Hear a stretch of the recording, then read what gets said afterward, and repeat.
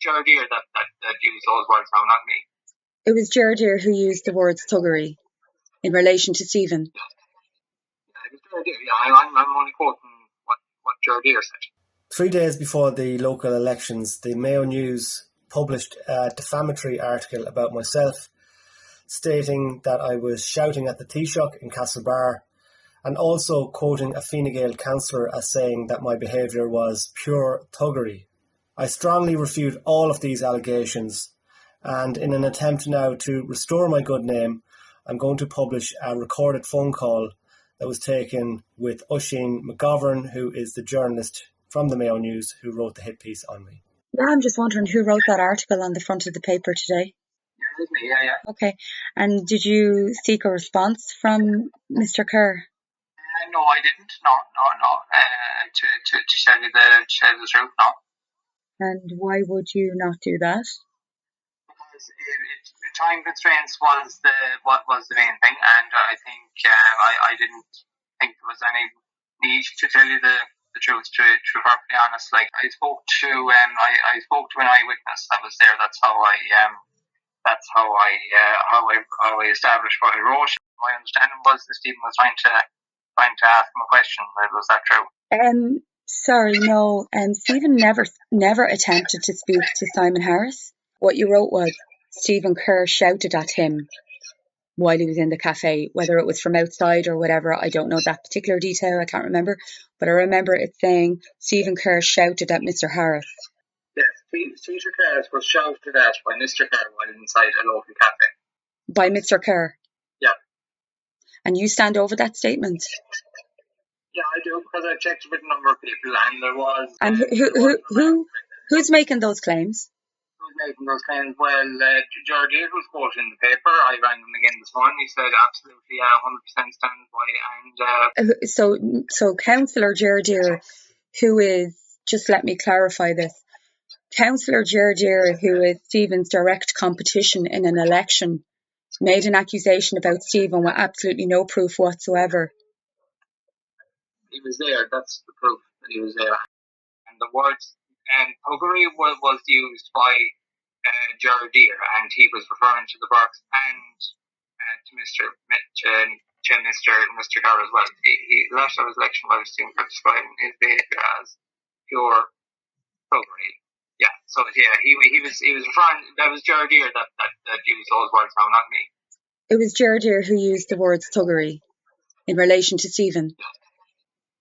Yeah, I'm only quoting what Ger Deere said. Okay, and can you not understand that this man is running against Stephen in an election, and it's 3 days out from voting day? Would you not think that this person might be biased at the very least, or that he might have motives at the very worst? Except where you're coming from, but that is, I know Ger Deere a fair while now, and that's not, he doesn't make those sort of comments lightly. Are you friends with Ger Deere? No, I'm not friends with any councillors. I'd say I've rang him about less than 5 times in the last 2 years. So you just said you know him, though. Yeah, because I know all 30 of the councillors because it's part of my job. Okay, but like knowing someone well enough to say what you've just said, which is that you know he wouldn't make anything up and he wouldn't have an agenda. You can, like, why are you standing over that when you just said you've spoken to him about 5 times in 2 years? Because the point I'm making to them is he doesn't use throw around words like pure thuggery. But you were suggesting that I'm friends with him. No, I'm asking, are you friends? No, I'm not friends with him. No. Okay. Because if you don't contact your friend 5 times in 2 years, so I'm not friends with him. Mm-hmm. I was just trying to back that point up, but I'm just saying he does not throw around words like pure thuggery. Okay. Like, well, if he was saying it every day of the week, I wouldn't heed it as much. But those are fairly strong quotes, and it was him that used them. And but you printed them. And the reason why I asked for your friends is because you said you know he wouldn't do something like that, and it was before you told me you'd only spoken to him 5 times. So I'm just asking you once again, like, what you're basing his honesty upon, his presumed honesty. What are you basing that upon? The fact that he was physically there at the event, and I made sure that he was actually physically there. And why wouldn't you, but as I've already pointed out to you a number of times now, he was physically there, but he is Stephen's political competition. Do you not see the conflict of interest? I did point that out in the piece, that he was an election rival, and I do see totally where you're coming from, but that still doesn't debunk any of what he says, and doesn't present a credible enough case that contradicts what he says or proves it to be false. I did say in the piece that they're election rivals. So I did make that point very, very clearly. Okay, well, what would you say if I told you that we received a few months ago a recording from somebody who had been present at a public event with Ger Deere where he called Stephen Kerr a scumbag? I heard that recording, yeah.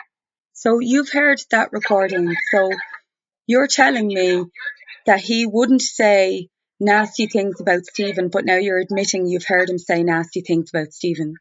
No, the point I was making is he doesn't use words like pure thuggery in general about anyone. That's the point. That's the point I was making, and that's what I felt that it was a newsworthy statement. So he doesn't use So he uses words like scumbag, though. Is that an open conversation? No, it wasn't a private conversation. It was a public event, and he was speaking to members of the public. Which event is this? I think I'm confusing something here. Which event was this? It was an event at the hotel up there in Braithey, and it was a council event. It was a community council event, as far as I'm aware. And listen to what you're saying to me, please, if you wouldn't mind. You're telling me that this man would not throw around words lightly that are slanderous or are unnecessary or are nasty, and you're saying that you're then admitting to me that you've heard him call Stephen a scumbag on a recording at a public event. Well, he was recorded at that shit. Was he? If I understand correctly, he wasn't aware that he was being recorded on audio, saying that.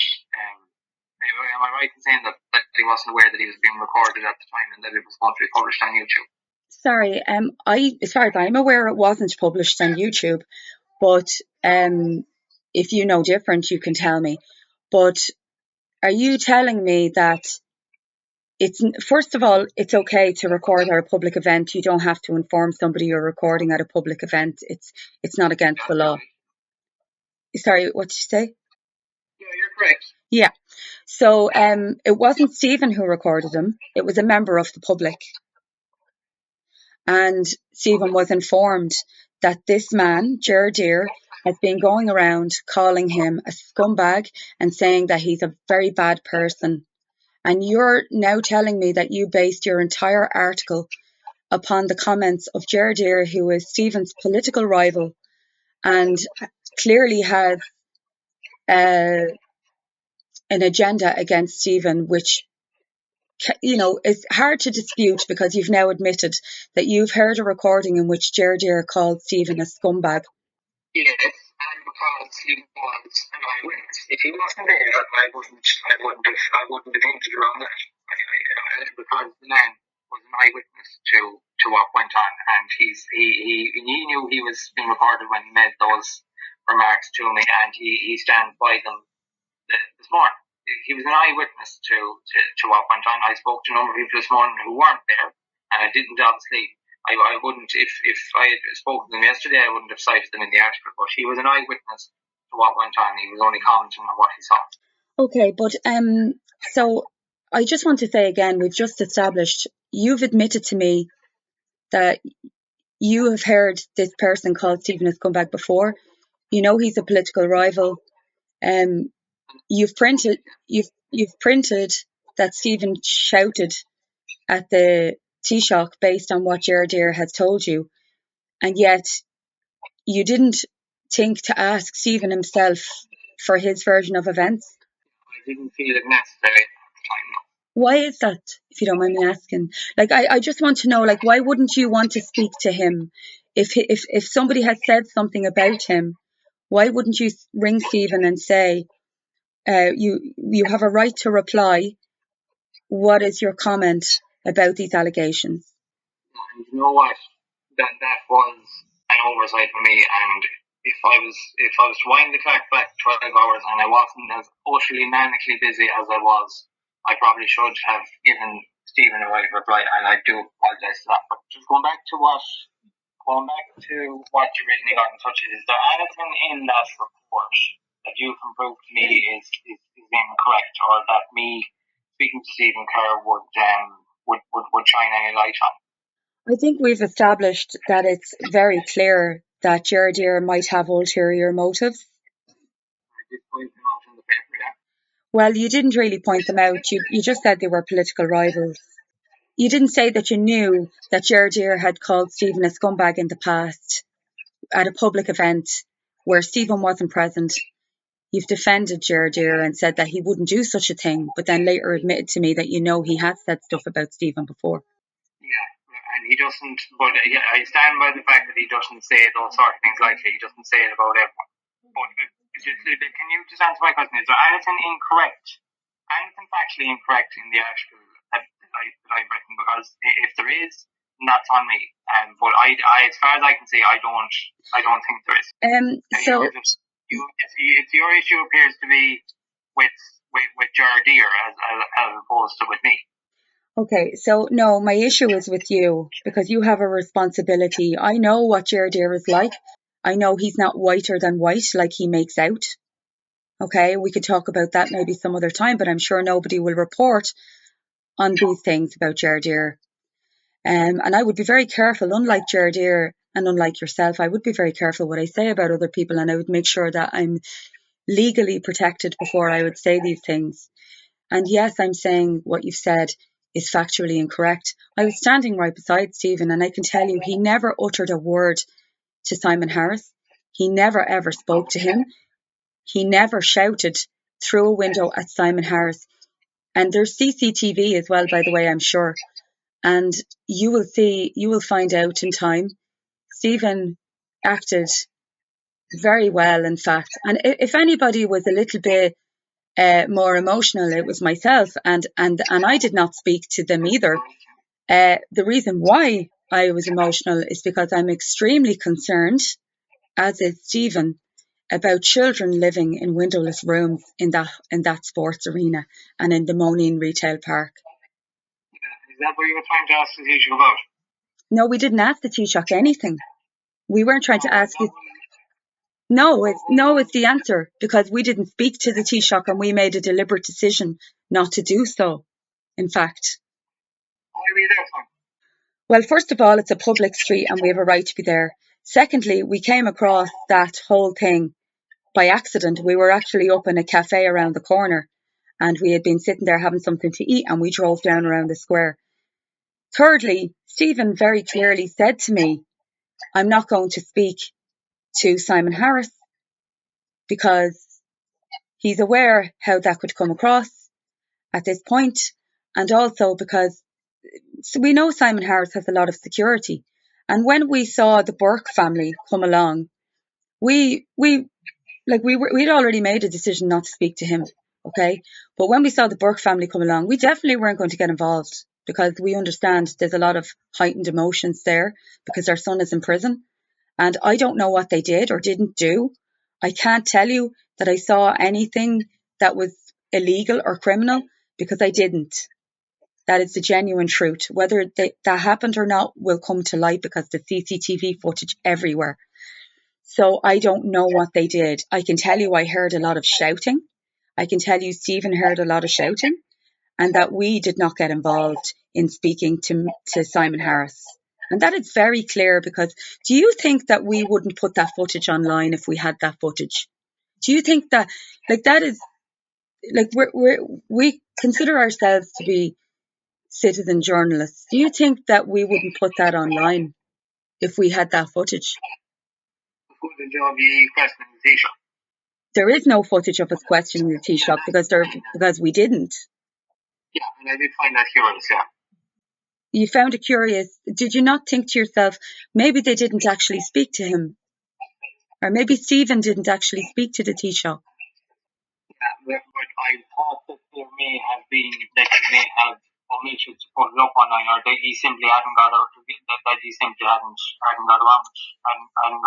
yet. But just, so you're basically saying to me that Stephen Kerr did not shout at the Taoiseach. That's the one part in 1,000 word article. Well, no, I'm not saying that I'm not going to dissect every part of the article, but it was just, that is the bit that I'm picking out. I'm sure there's other parts, okay, that will be raised with you. But I'm saying very clearly to you, as a person who was standing beside Stephen, he did not engage with the Taoiseach, and nor did I. And we made a conscious decision not to actually speak to him. Yeah, so he didn't direct any remarks in the direction of the Taoiseach or any member of his travelling party. That's what you're telling me. No, I didn't say. No, I'm speaking about Simon Harris, and you've said that Stephen shouted at Simon Harris, and I'm saying that didn't happen. Okay, that's contradictory to what I heard earlier, but look, I'm glad. I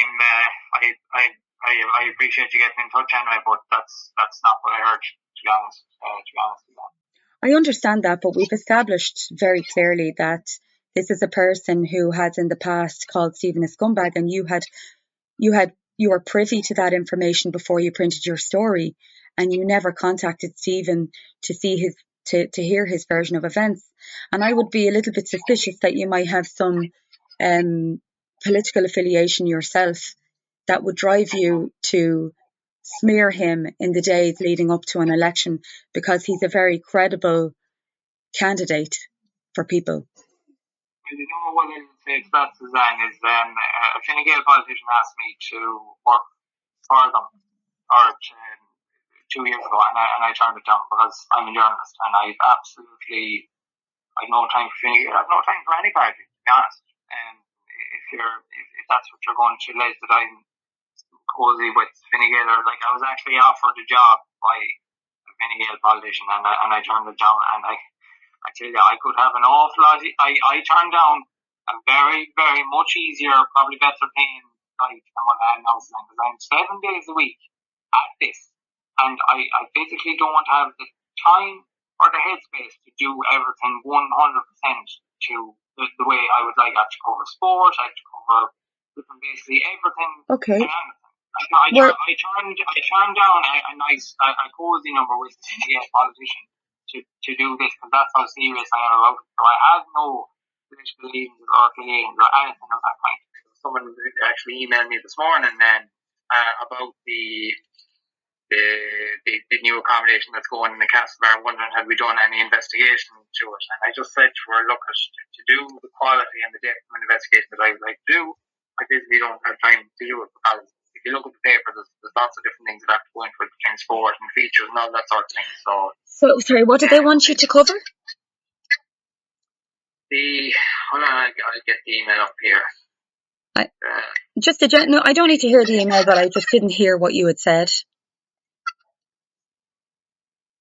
She said, wondering, has your paper done any investigations on buildings housing migrants in the locality of this Castlebar and Brafey? Saw some footage over the weekend in regards to ventilation issues and no rooms in these windows where women and children have been housed in the Morning Industrial Estate and Brafey House. And I just replied back saying I don't have the time, the headspace, or the energy to do the quality of an investigation that I would like to do that would be reported on the paper. That's just me talking personally as a journalist.